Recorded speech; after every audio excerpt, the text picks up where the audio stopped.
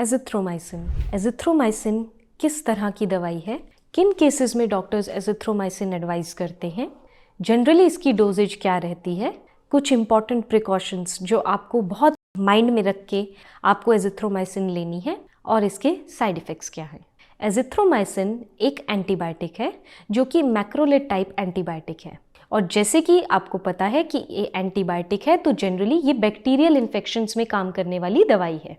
किन केसेस में azithromycin advise होती है? एजिथ्रोमाइसिन जनरली एडवाइजेबल है आपकी थ्रोट इन्फेक्शंस में, आपकी साइनस इन्फेक्शंस में, इसके अलावा अगर लंग इन्फेक्शंस हैं, आपको स्किन इन्फेक्शंस हैं, या फिर कोई सेक्सुअली ट्रांसमिटेड डिजीज़ है, या रेस्पिरेटरी ट्रैक इन्फेक्शंस हैं, इस तरह की इन्फेक्शंस में आपको आपके फिजिशियन एजिथ्रोमाइसिन एडवाइस कर सकते हैं। डोजेज जनरली एजिथ्रोमाइसिन 500 मिलीग्राम की डोजेज में अवेलेबल होती है, और इसको आपके डॉक्टर्स एडवाइस करते हैं वंस अ डे, यानी कि दिन में केवल एक ही बार, और इसको आपके कंडीशंस, आपके सिम्टम्स, आपका बॉडी बिल्ड देख के डिपेंड करता है कितने दिन के लिए डॉक्टर आपको एडवाइस कर रहे हैं। 5 दिन के लिए, 3 दिन के लिए, या फिर 1 हफ्ते के लिए भी आपको एजिथ्रोमाइसिन एडवाइजेबल हो सकती है। आप ध्यान रखें, जिस समय आपको डॉक्टर ने दवाई लेने को बोली है आप कोशिश करें उसी समय दवाई लें, और जो प्रिकॉशंस डॉक्टर ने आपको दिए हैं, जितनी डोजेज दी है उतनी ही डोज लें, अपनी तरफ से उसको बढ़ाएं या घटाएं नहीं।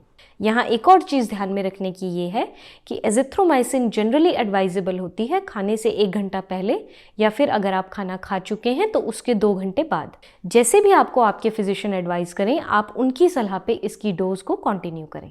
एजिथ्रोमाइसिन काम कैसे करती है? क्योंकि ये एक एंटीबैक्टीरियल है तो हमारी बॉडी में जो बैक्टीरियाज एंटर हो चुके हैं ये उनकी ग्रोथ को स्टॉप करती है, प्रेजेंट बैक्टीरियाज को किल करती है, और इस तरह हमारी बॉडी में बैक्टीरिया के कारण होने वाली इन्फेक्शंस को ख़त्म करती है, उसी बैक्टीरिया की किलिंग के साथ।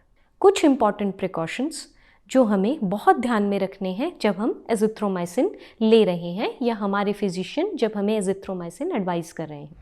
नंबर 1, अगर आपको किसी तरह की कोई भी लिवर डिजीज़ की हिस्ट्री रही है, जैसे कि अगर आपको जॉन्डिस रहा है, ऑब्स्ट्रक्टिव लिवर जॉन्डिस रहा है, या फिर आँखों में पीलापन, इस तरह की कोई भी हिस्ट्री आपकी लिवर डिजीज़ की रही है, तो सबसे पहले आप अपने फिजिशियन को इस बारे में बताएं। नंबर 2, अगर आपको कोई किडनी डिजीज़ रही है, अगर आपकी किडनी किसी तरह से नॉन फंक्शनिंग है, या कोई ऑर्गन ट्रांसप्लांट की हिस्ट्री है, तो ज़रूर अपने डॉक्टर को अवगत कराएं।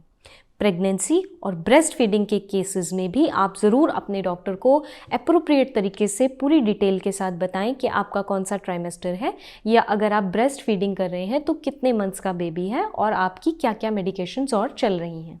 इसके अलावा आपको एक बहुत ध्यान देने की चीज़ ये है कि एजिथ्रोमाइसिन जनरली एंटासिड्स के साथ रिएक्ट करती है। अगर आप किसी भी तरह के एंटासिड्स पे हैं तो आप अपने फिजिशियन को ज़रूर बताएं, ताकि आपकी एंटासिड की डोजेज और एजिथ्रोमाइसिन की डोजेज में काफ़ी गैप दिया जा सके और आपकी दोनों दवाइयाँ काम कर सकें।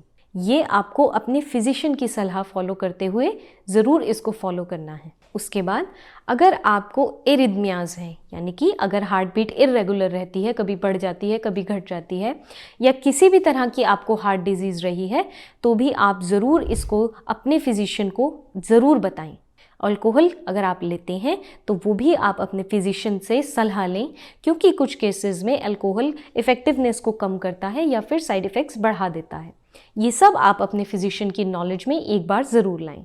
साइड इफ़ेक्ट्स जनरली एंटीबायोटिक्स के side effect, common side effects जो देखने में आते हैं वो है नोज़िया, वॉमिटिंग, हेडेक, और आपको फटीग हो सकता है। ये नॉर्मल साइड इफ़ेक्ट्स हैं जो कि जनरली एंटीबायोटिक्स के साथ देखे जाते हैं। कुछ सीवियर साइड इफ़ेक्ट्स हैं जो कि आपको बहुत ध्यान में रखने हैं, और इनमें से अगर कोई भी लक्षण आपको महसूस होता है तो आपको तुरंत अपने फिजिशियन की सलाह लेनी है।